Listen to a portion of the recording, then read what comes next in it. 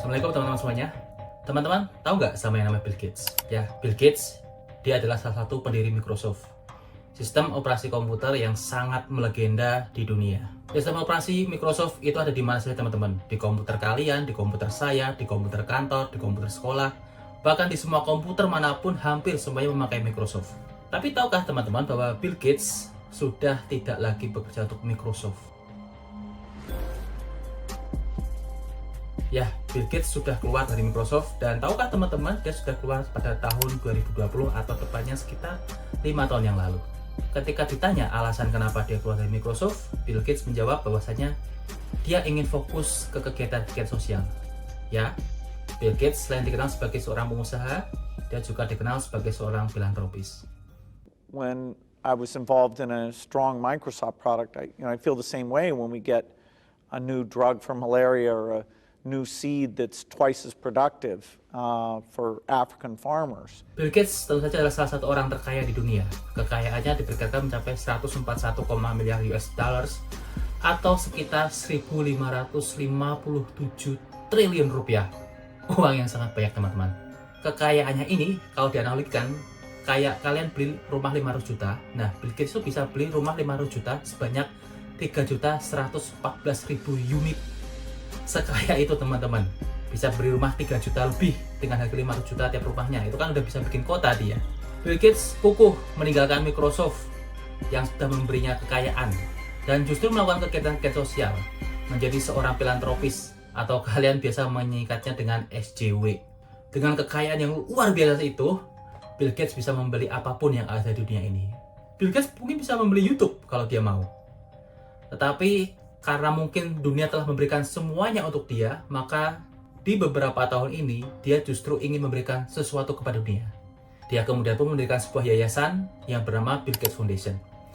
Kegiatan Bill Gates Foundation ini macam-macam teman-teman. Dia ada yang bergerak di bidang agrikultur, ada yang bergerak di bidang sanitasi, ada yang bergerak di bidang keuangan, di bidang perubahan iklim, dan salah satu yang paling menarik, Bill Gates Foundation ini meneliti tentang toilet-toilet yang ada di dunia.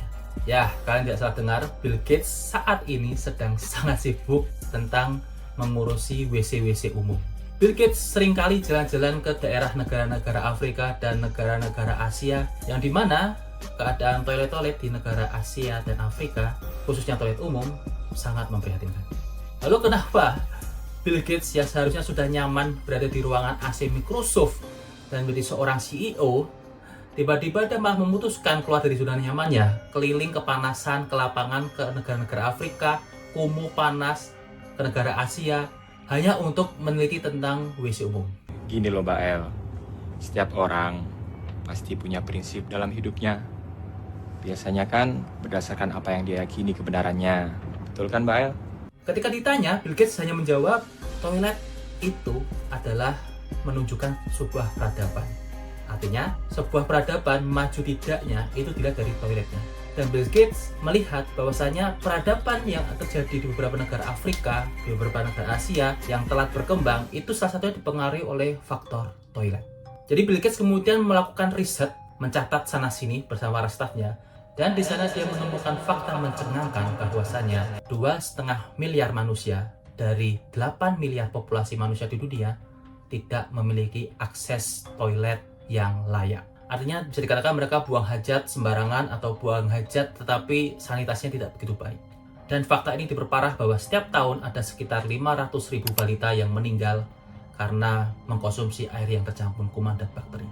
Dan di mana kuman bakteri itu tentu saja salah satunya dipengaruhi oleh toilet yang tidak layak tadi. Nah, kemudian dari sini Bill Gates kemudian melakukan beberapa inovasi-inovasi untuk memperbaiki keadaan toilet-toilet umum di negara Asia dan Afrika. Khususnya Bill Gates lebih banyak menghabiskan waktu di negara-negara Afrika karena mereka begitu miskin, begitu terbelakang. Beberapa inovasi yang dia lakukan diantaranya dia membuat toilet portable, toilet yang ramah lingkungan. Dia bahkan membuat inovasi bahwa sisa kotoran manusia bisa digunakan untuk pupuk, bisa digunakan untuk biogas, bisa digunakan bahkan untuk pembangkit listrik, dan yang paling ekstrim dia bisa menemukan bahwa sisa kotoran manusia bisa diolah dan menjadi air minum. Grow to every corner of the earth that needs it because it makes money every day. It's water. Gak bisa bayangin ya. Semua yang dia lakukan oleh Bill Gates ini adalah demi meningkatkan taraf hidup dan demi meningkatkan suatu peradaban. Ya benar, sebuah toilet bagi Bill Gates diyakini bisa menunjukkan sebuah peradaban. Sebuah toilet di rumah misalkan itu bisa mencerminkan maju atau tidaknya rumah tangga di keluarga tersebut.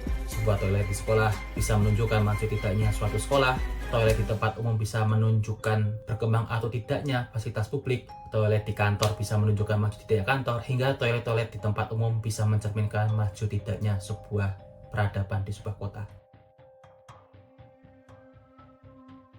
Nah, ngomongin masalah soal toilet umum ini, maka kita tidak bisa melepaskan bahwasanya perlu adanya kesadaran bagi kita semuanya untuk bisa menjaga toilet bersama. Toilet-toilet di tempat publik harus bisa dijaga.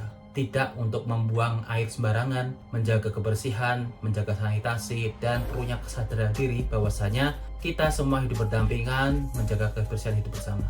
Masalah tentang kebersihan buang air ini tidak hanya terjadi di Indonesia, tetapi juga di luar negeri. Teman-teman, kalau misalkan kalian ada di Amerika, di subway-nya New York, atau di kereta bawah tanahnya di kota Berlin, Jerman, banyak sekali bau-bau urin yang bercampur dengan bau muntahan, bau-bau nggak sedap dicampur jadi satu.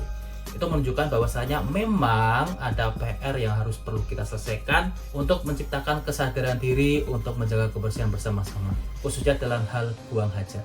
Kalau kita bisa mengambil contoh, kita bisa mengambil contoh negara Jepang misalkan. Di sana toilet diatur sedemikian rupa. Bahkan mungkin Jepang adalah salah satu negara yang menemukan toilet dengan beberapa banyak tombol. Ada tombol panas atau dingin pada air pembersihnya, bahkan hingga tempat dudukannya pun kita bisa mengatur suhunya. Jepang bahkan bisa membuat inovasi toilet yang dimana bisa mengeluarkan bunyi nyanyian. Sebuah inovasi yang menunjukkan memang Jepang salah satu negara yang kemajuan peradabannya cukup intensif. Di bandar di Jepang, yaitu di Bandar Narita, seringkali bahkan di sana tidak ada petugas penjaga kebersihan toiletnya. Karena mereka di sana sudah sangat sadar pentingnya menjaga kebersihan toilet. Sementara di kita, ketika ada toilet gratis misalkan, di sana ada penjaga yang standby, yang siap membersihkan kapanpun. Dan kalau kita masuk ke sana, kadang-kadang kita mendapatkan tatapan dari mereka dan mengatakan, jaga kebersihan ya, saya membersihkan tempat ini, kamu sudah gratis.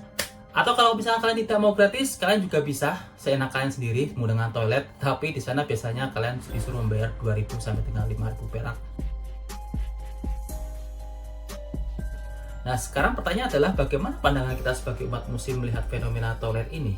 Well, teman-teman, masalah toilet ini sebenarnya selalu dibahas dalam Islam. Dia dimasukkan ke kategori membersihkan diri dari najis dan hadas, atau yang biasa kita kenal dengan toharoh. Toharoh ini artinya bersuci dari hadas dan najis. Saking pentingnya bab bersuci ini, menjaga kebersihan ini, dia bahkan sering kali dibahas di bab-bab pertama dalam buku-buku fikih. Begitulah katanya Hasan Al-Jabiri. Masalah kesucian itu sangat diutamakan. Nah, itu terbukti kenapa pelajaran pertama dalam buku-buku fikih adalah bab toharoh, tentang bersuci. Agar penganutnya selalu menjaga kesucian lahir maupun batin. Kalau kita mau menarik mundur ke belakang, di abad 5-15, di mana zaman-zaman abad The Dark Age, kekhalifahan Islam pada waktu itu sudah sangat maju dibandingkan Eropa malahan. Orang-orang Eropa dulu di zaman The Dark Age itu malah parah. Dia malah membuang hajat di kamarnya sendiri. Ada sebuah kotak, tempat buat buang hajat, tetapi posisinya di dalam kamar gitu. Kemudian disimpan semacam pespot.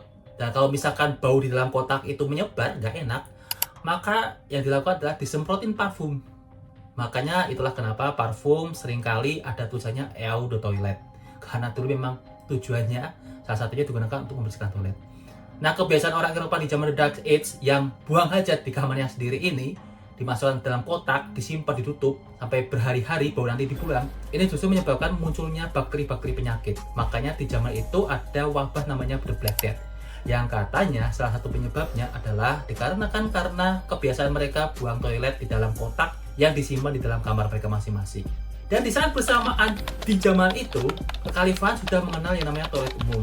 Bahkan mereka membuat beberapa toilet umum dan sudah ada yang namanya sabun, mencampurkan dengan bahan minyak zaitun. Semaju itu Islam ketika di zaman abad 5-15, ketika di Eropa masih menggunakan kotak, kita sudah menggunakan toilet umum. Nah, kalau di zaman dahulu peradaban Islam sudah sedemikian maju, harusnya di zaman sekarang ini kita lebih maju-maju lagi mengenai kesadaran menggunakan toilet, mengenai kesadaran tentang buang hajat.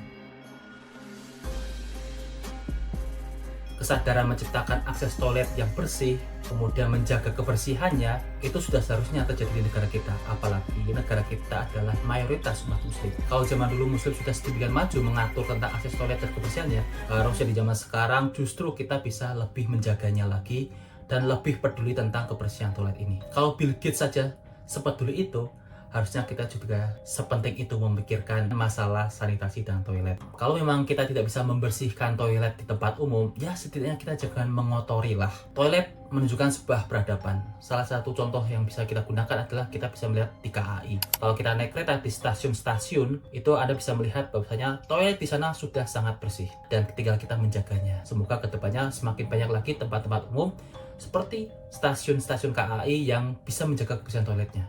Kita selalu berharap orang-orang seperti kita selalu terjaga untuk menjaga kebersihan tubuh dan menjaga tempat membuang kotorannya sendiri.